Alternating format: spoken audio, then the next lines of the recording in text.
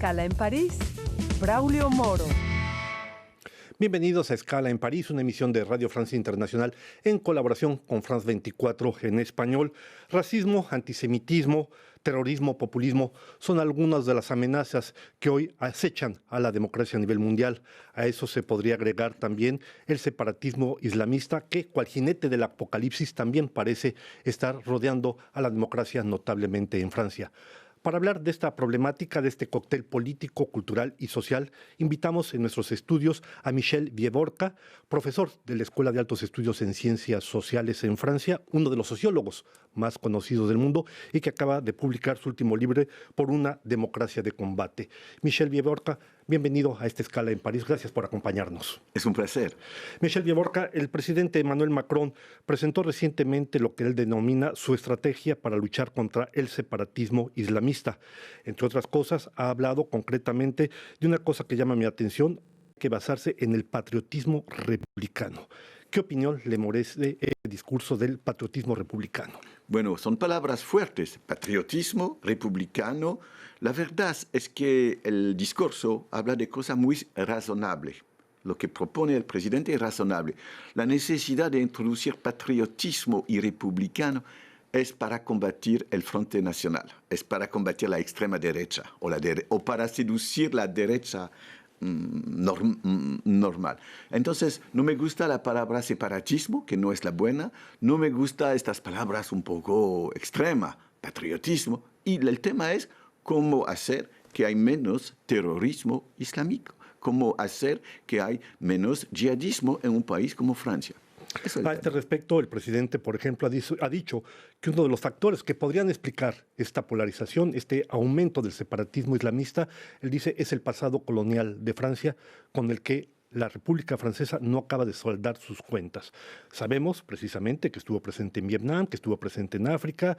Poco se habla de la utilización del napalm antes de los americanos, de los Estados Unidos en África. ¿Es esto lo que explica una parte de esta resurgencia, de esta emergencia de un separatismo tan radical que a veces recurre al terrorismo?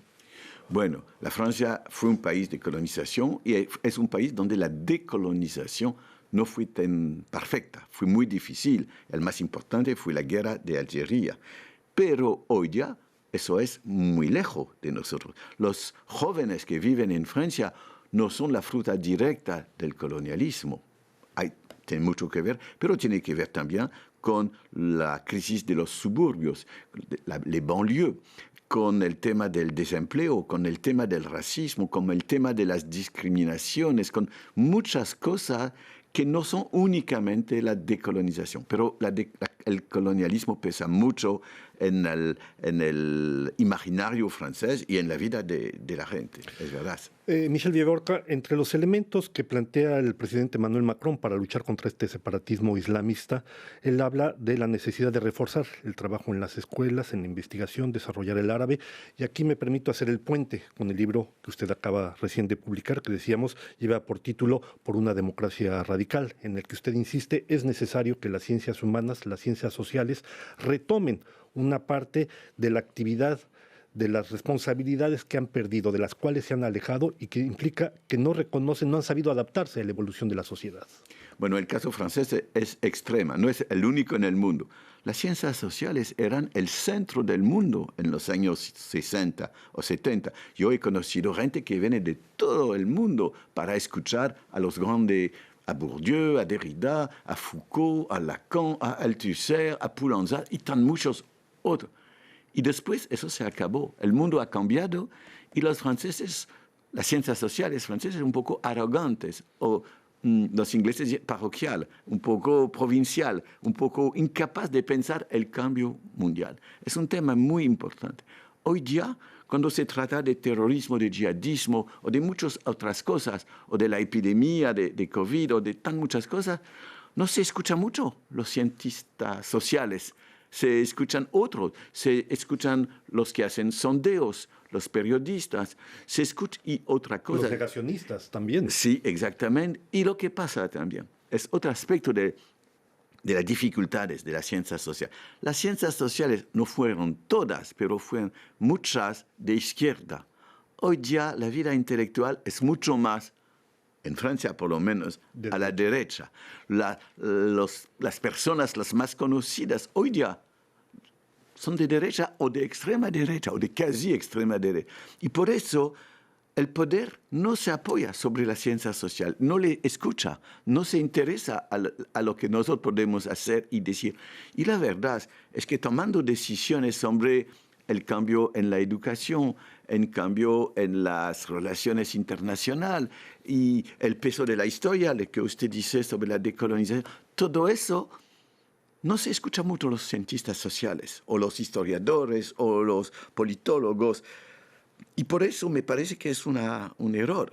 Es mucho útil de saber lo que pueden decir las ciencias sociales. Y a este propósito, precisamente por una democracia radical, es una especie de radiografía social de trayectoria de lo que ha sucedido en Francia, no solo en Francia, pero sobre todo en Francia, en los últimos 50, 60 años. Además de esta evolución que usted observa de la intelectualidad de los científicos hacia la derecha, ¿cuál sería el principal cambio al cual la democracia no ha sabido responder en este país? Bueno, el mundo ha cambiado, la sociedad ha cambiado y la democracia no es muy capaz de decir y de hacer cosas fuertes en frente de ciertos problemas. El desempleo, las inigualdades, que son crecientes. En todo el mundo, además. En todo el mundo. El tema también del separatismo, si se habla del independentismo, que hace cuando una parte de un país dice yo quiero salir. Difícil. El terrorismo.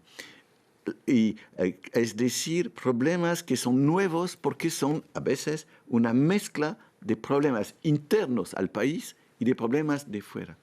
La democracia tiene dificultades también porque el cuadro de la vida, de nuestra vida hoy día, es global. Hoy día hablamos por todo el mundo que habla español, pero la democracia es capaz de funcionar en el cuadro nacional, del Estado-nación o local. Entonces hay muchísimas dificultades y necesitamos nuevas capacidades de hacer cosas democráticamente y eso es muy importante.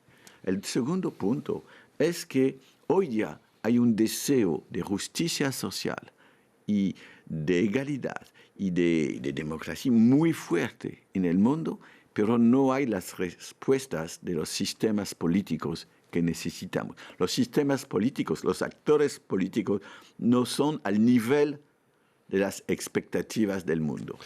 A este propósito, uno de los temas que surge en estas nuevas situaciones, precisamente, un nuevo crecimiento, desarrollo del llamado populismo, que usted aborda en su libro precisamente.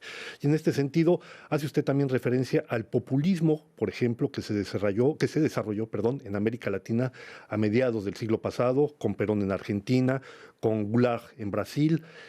Hoy sabemos, existen nuevas figuras del populismo, notablemente el presidente Donald Trump, Jair Bolsonaro en Brasil, Erdogan en Turquía, por no citar sino algunos. ¿Cuál sería la diferencia, si es que la hay, entre uno y otro caso de populismo? Bueno, me gusta esta pregunta porque yo hablo de neopopulismo para que se entienda bien que hay una diferencia entre los regímenes de América Latina, por ejemplo, y lo que pasa hoy día.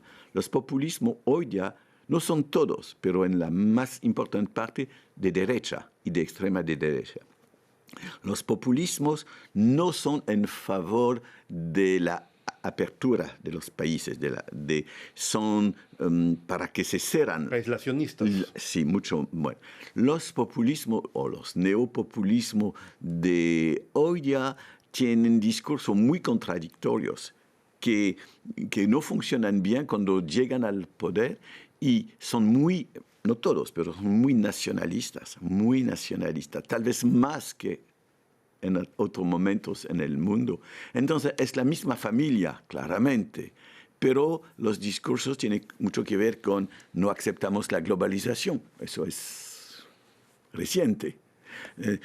El populismo de hoy día dice que los problemas de migración son muy importantes. Eso no era parte del discurso populista de Perón o qué sé yo. Entonces, el populismo es diferente, pero lo más importante en mi análisis es que el peor no es el populismo.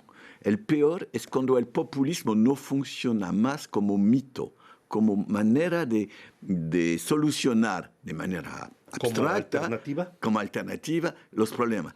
Cuando es un discurso que no me gusta, pero es un discurso que no funciona mucho. El problema es que cuando llega al poder, o cuando es cerca del poder, el populismo no puede más funcionar. No puede decir, vamos a ser los mismos y cambiar. No, tú cambias, tú eres el mismo. Y entonces el populismo, como mito, explode y viene el fascismo, y viene la violencia, o tal vez la disolución, el autoritarismo, o tal vez la disolución del populismo. Entonces, para mí, lo importante es lo que viene después del populismo. El populismo nos dice algo como, algo va a ocurrir después. Pero, ¿qué va a ocurrir? Eso es el problema. Michel Viborca, estamos casi llegando al final de la emisión. Una última pregunta yo quisiera hacerle. La democracia por naturaleza es imperfecta, pero además vemos que hoy en día, a veces para luchar por la democracia se restringen derechos. Está, por ejemplo, la cuestión del crimen de solidaridad para luchar contra la migración. Está la cuestión del estado de emergencia permanente. Muy brevemente, ¿significa esto que ahora la democracia, para avanzar, para vivir en democracia, hay que restringir los derechos? Bueno, eso es lo que piensan, todo lo que dicen, que hay que introducir mensuras de excepción.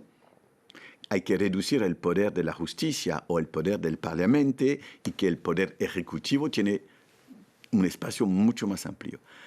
Pero la democracia no es eso. No se puede salvar la democracia con mensuras que no son democráticas o durablemente. Es el primer punto. El segundo punto es que la democracia es el único sistema en el mundo que se conoce hoy día que permite dos cosas. De un lado, de definir el cuadro general de la vida colectiva, que puede ser una nación, una república, poco importa, un país, digamos. Y del otro lado, de transformar los problemas, los conflictos, los temas que surgen en la vida colectiva, de transformar los problemas en debate y en conflicto institucionalizados, si puedo hablar así. Es decir, de discutir.